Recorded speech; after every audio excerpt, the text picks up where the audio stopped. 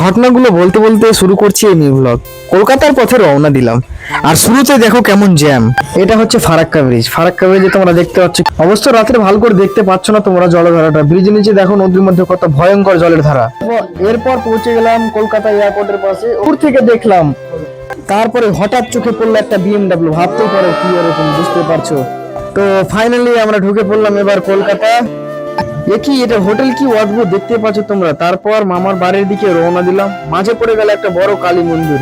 ঘুরলাম চারপাশটা, আর ভক্তিতে ভরপুর, মানে বলার নেই যাকে বলে, বুঝতে পারছো তোমরা। দেখো কি সুন্দর দৃশ্য। তারপরে আমরা লিফটে চেপে উপরের দিকে উঠে গেলাম মেট্রো ধরার উদ্দেশ্যে। দেখতে পাচ্ছ এগুলো, জায়গাগুলো কত পরিষ্কার, দেখতে পাচ্ছ তোমরা কি সুন্দর দৃশ্য এখানকার। এবার চলে আসলাম আমরা পাতালের দিকে, দেখতে পাচ্ছ। তারপরে মেট্রোতে বসে চলে এলাম মামার বাড়ি দিকে। এখান থেকে আমার ছোট্ট মিনি ব্লগ শেষ করছি। সবাই লাইক, কমেন্ট, শেয়ার আর ভালোবাসা দিও। দেখা হবে পরের মিনি ব্লগে। Bye bye.